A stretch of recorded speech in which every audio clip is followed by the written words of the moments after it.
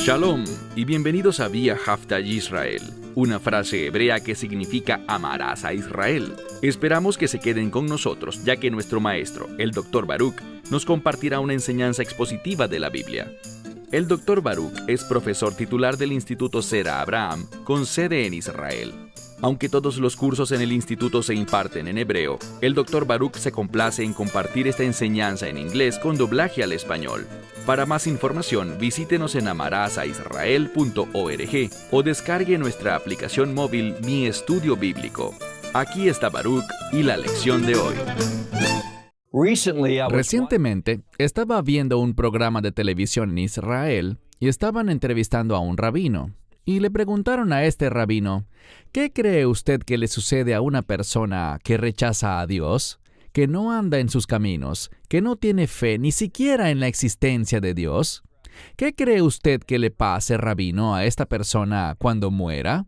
Y la respuesta que dio este rabino fue, yo solo creo que él deja de existir. Solo creo que su existencia desaparece, nada más, nada menos. Bien, aunque todos tienen derecho a tener su propia opinión, si vas a llamarte a ti mismo un erudito, un rabino, un maestro de la palabra de Dios, debes basar tus declaraciones en la verdad de las Escrituras. Tú y yo no somos libres de simplemente decir cualquier cosa si nos hacemos llamar seguidores del Dios de la Biblia.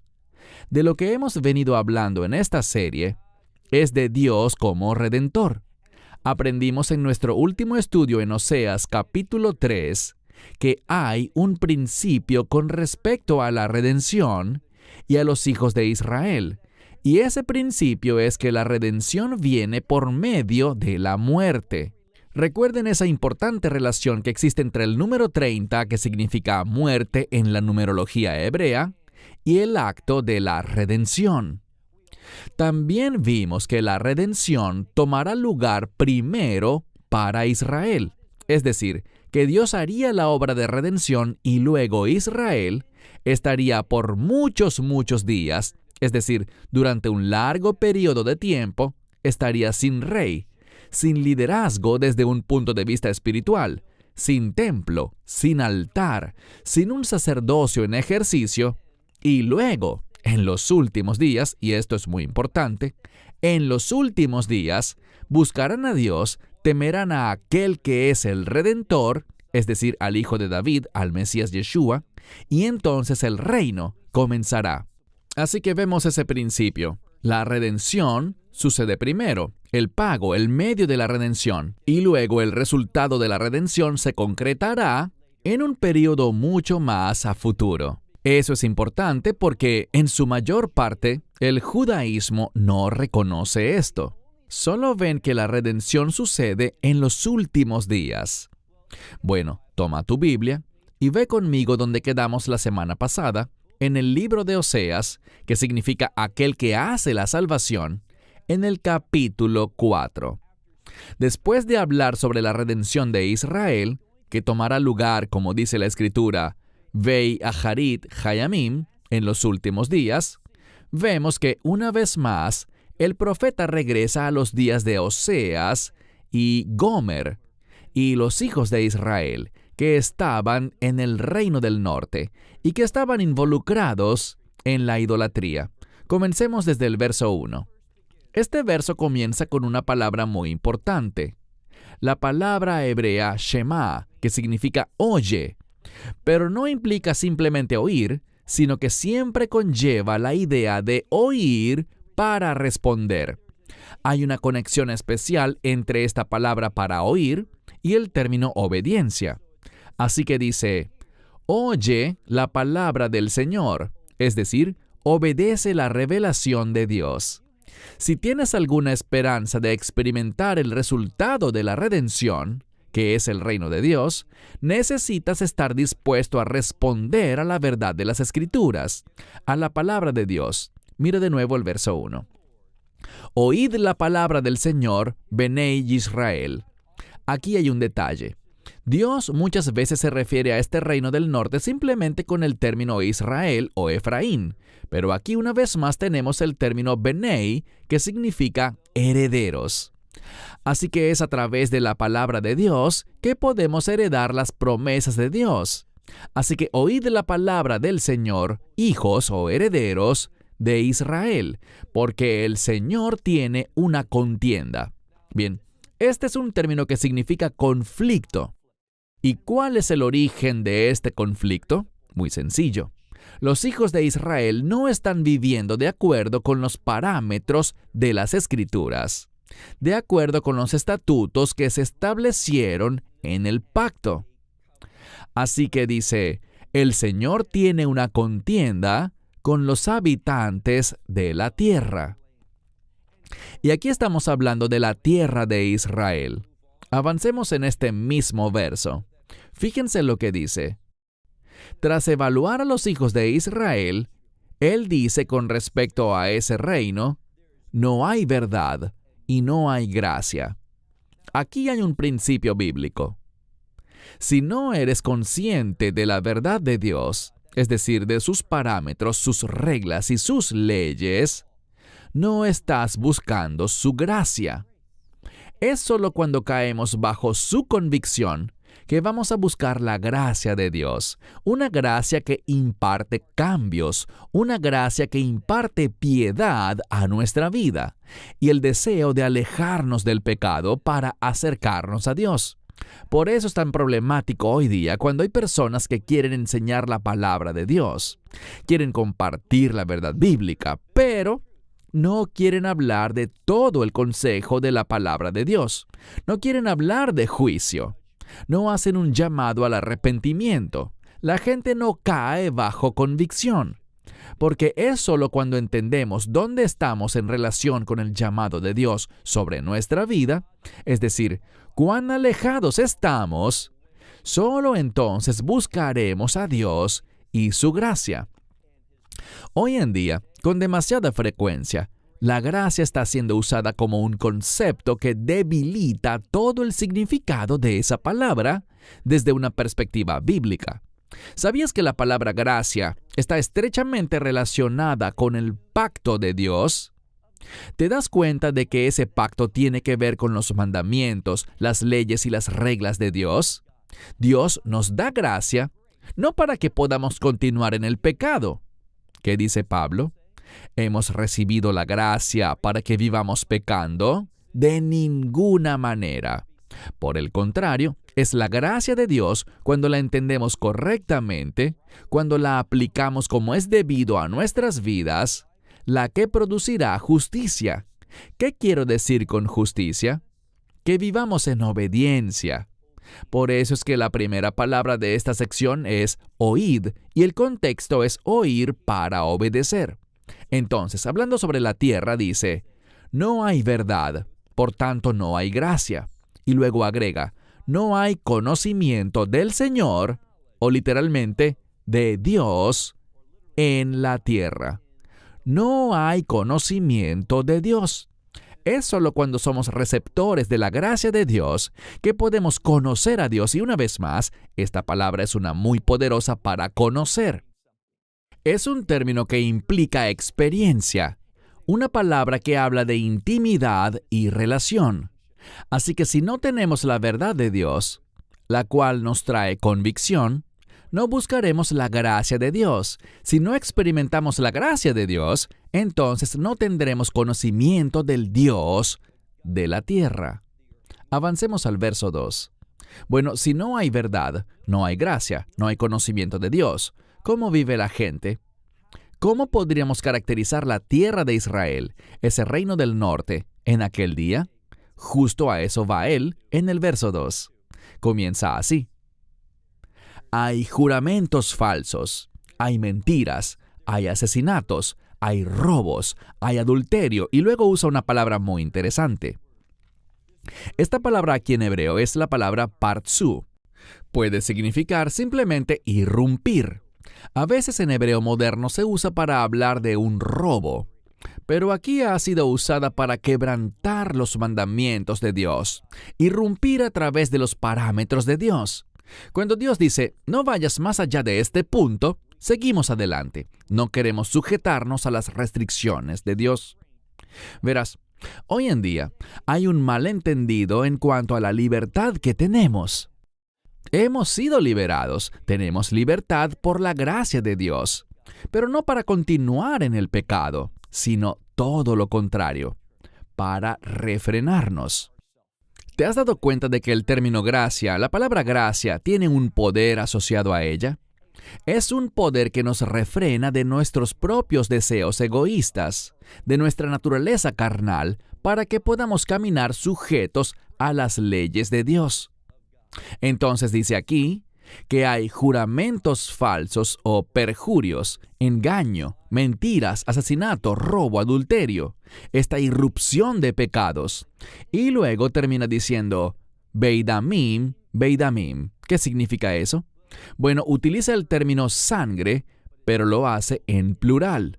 Así que está hablando de un derramamiento de sangre abundante que se junta con otro derramamiento de sangre abundante. Hay dos formas de entender esto. Probablemente la mejor, y en la que me quiero enfocar, es que si miras en la ley de Moisés, encontrarás que cuando se derrama sangre, debe tratarse adecuadamente. Debe ser cubierta, es decir, expiada, y está relacionada con la justicia. Bueno, allí, eso no está ocurriendo. Una sangre está tocando a la otra, lo que significa que no hay expiación, no hay justicia. Hay una total ausencia de rectitud en la tierra. ¿A causa de qué? A que no hay verdad, no hay gracia, no hay conocimiento de Dios.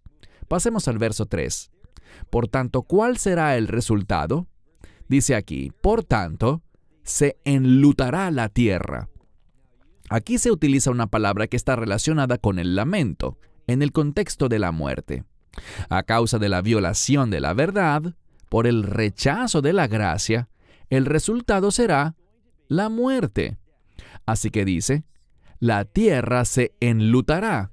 Y noten lo que dice acerca de todo habitante de ella. Utiliza una palabra que significa estar en miseria o ser una persona miserable. Esto es significativo porque ¿qué produce la gracia en nuestra vida? A menudo la gente dice, bueno, la gracia es para salvación, y es cierto, pero hay algo más en cuanto a la obra y el poder de la gracia que simplemente salvarnos, simplemente perdonar nuestros pecados.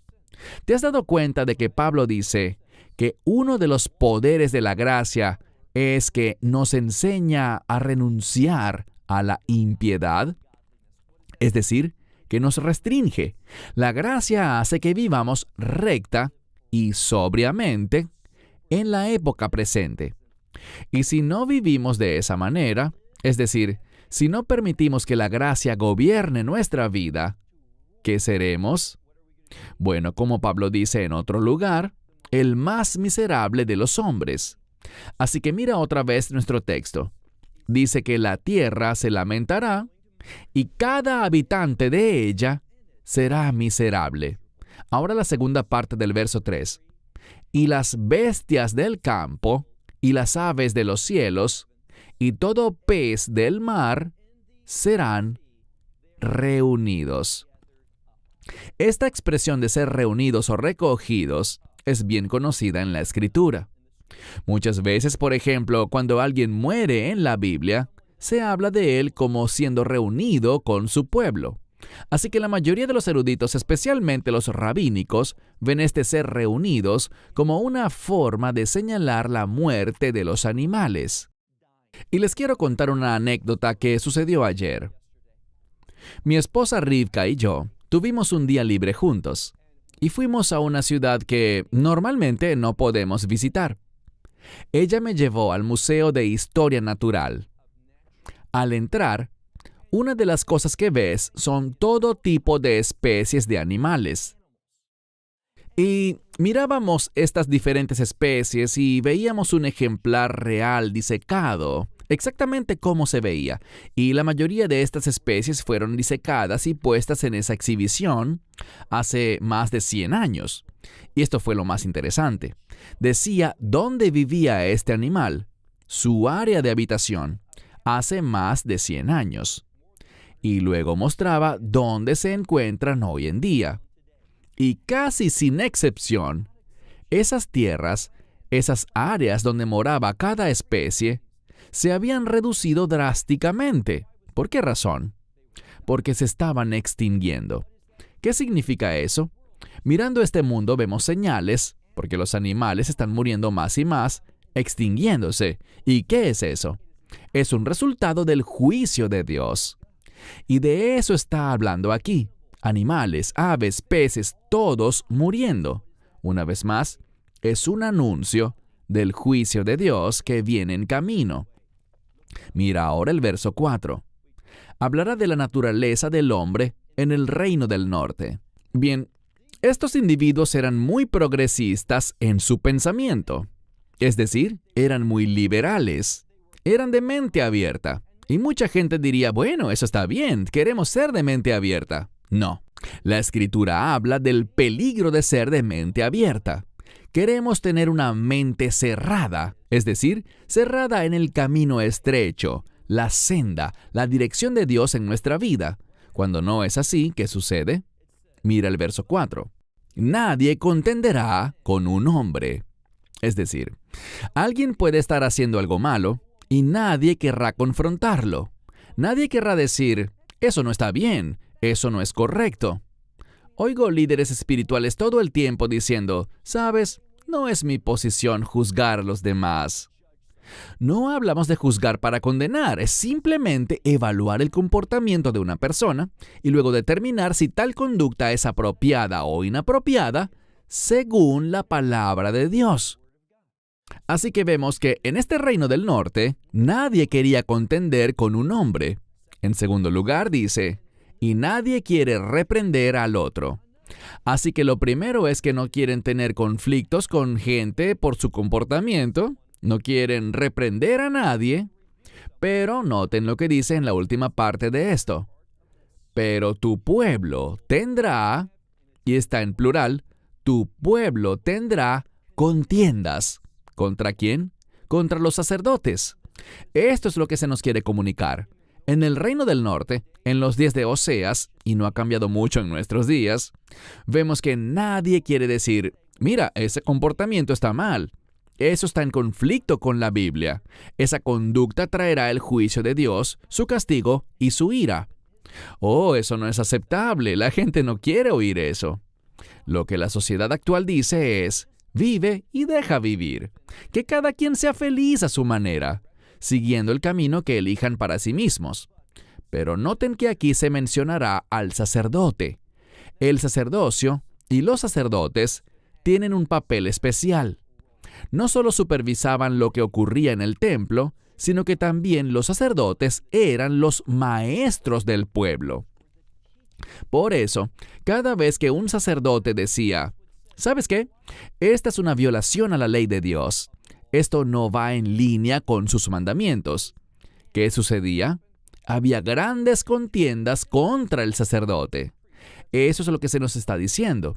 ¿Y qué sucedía por causa de esto? Mira el siguiente verso, el 5, dice, y caerás o tropezarás en el día, y también los profetas de tu pueblo también tropezarán o caerán.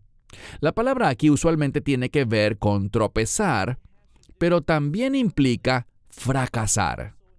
Significa no llegar, no alcanzar donde Dios quiere que estés, quedarte corto. Bien, esto es lo que se nos dice. Tú caerás en el día, pero también los profetas de tu pueblo, y luego dice Laila, de noche. ¿Por qué dice eso? Bueno, la mayoría de los profetas, recuerda que aquí dice, los profetas de tu pueblo fracasarán de noche. ¿Por qué profetas? Porque muchas veces los profetas recibían el mensaje por la noche. Por ejemplo, Daniel recibía visiones nocturnas, así que los profetas no están recibiendo ninguna revelación de Dios. Y cuando el pueblo no tiene ninguna revelación de Dios, ¿qué pasa? Bueno, sabemos que la Escritura dice que se desenfrenan.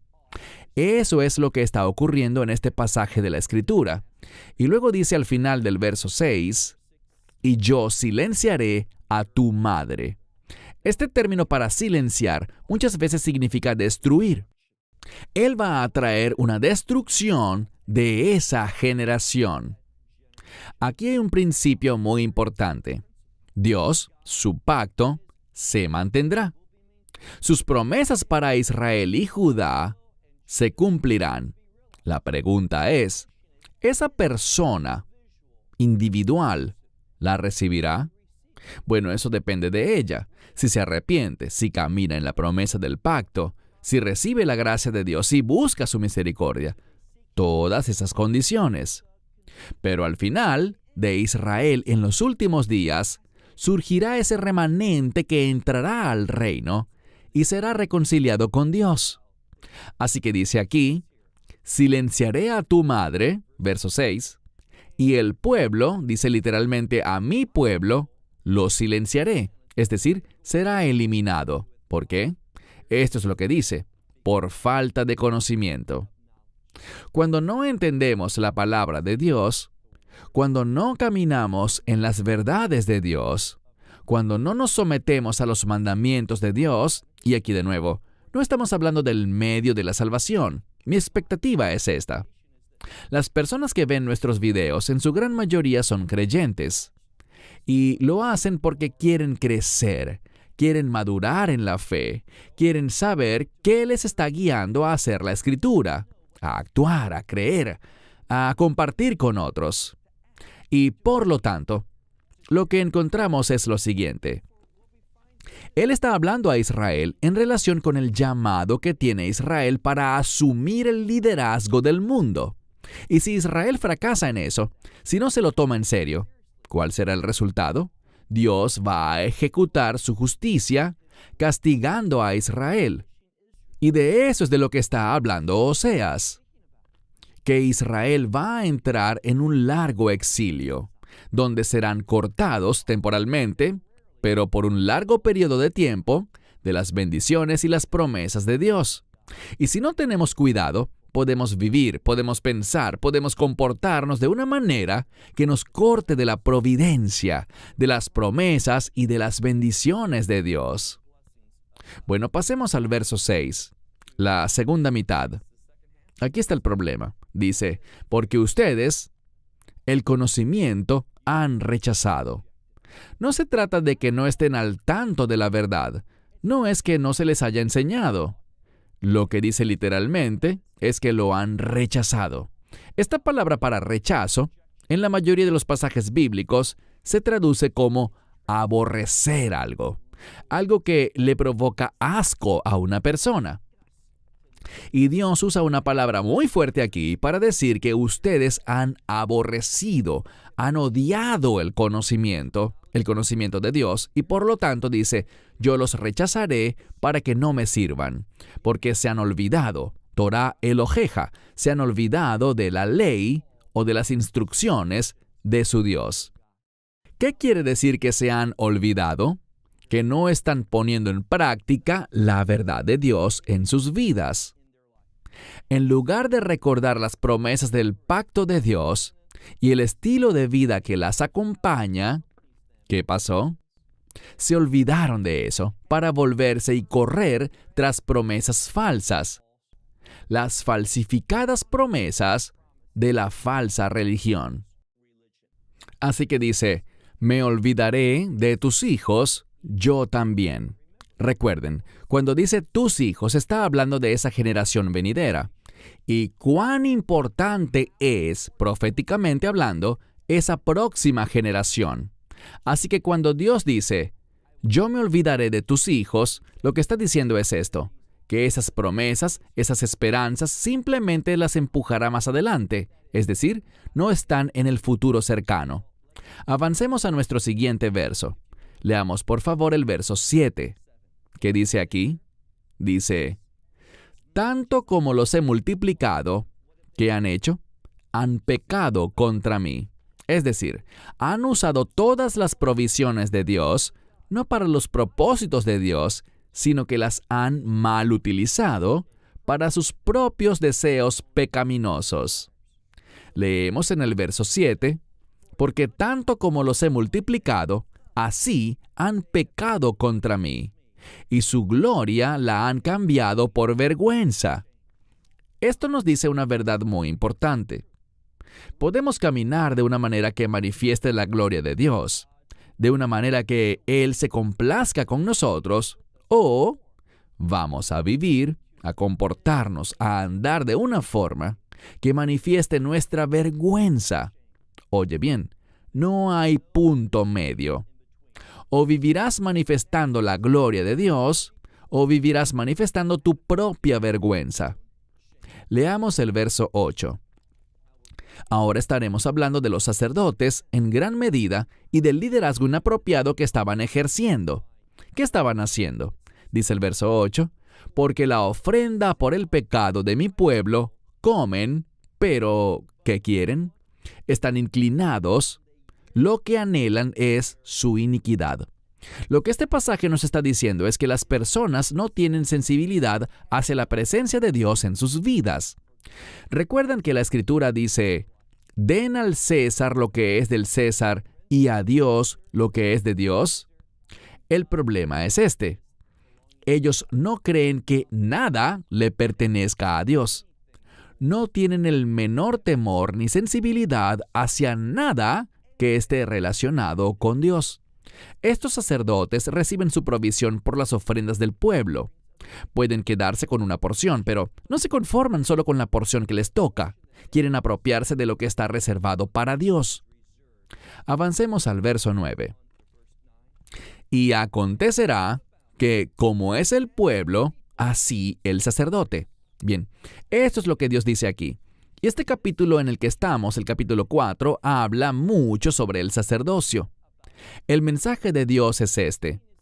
Voy a mirar al pueblo, porque la condición espiritual del pueblo me dice mucho sobre la condición espiritual de los sacerdotes. Así que dice en este pasaje de la Escritura, leemos, tal como es el pueblo, así es el sacerdote, y yo lo visitaré según su camino. Es decir, el camino del sacerdote se volverá sobre él, y sus malas obras yo visitaré, o las devolveré sobre él. Porque comerán y no se saciarán. Ellos van a reproducirse, pero no van a... ¿qué? Ellos realizarán la acción física, pero no serán fértiles. Dios no permitirá que se conciba el resultado de ese acto. Entendamos que al hablar de reproducción, el nacimiento de un niño es visto como una gran bendición. Por tanto, lo que Dios dice es que Él retendrá sus bendiciones. ¿Estás recibiendo las bendiciones de Dios? Bueno, se terminó el tiempo. Hasta la próxima semana cuando continuaremos con Oseas, capítulo 4. Esperamos que te hayas edificado con el mensaje de hoy y lo compartas con otros. Te invitamos a seguir nuestros estudios cada semana por este canal y por el portal de YouTube de Amarás a Israel. También puedes descargar nuestra aplicación móvil gratuita, Mi Estudio Bíblico. Finalmente, para obtener más información sobre nosotros, visita nuestra web amarasaisrael.org, donde encontrarás otras conferencias de Baruch en audio, video y texto. Hasta el próximo programa. Que el Señor te bendiga en Yeshua HaMashiach, Jesús el Mesías, mientras caminas con Él. Shalom desde Israel.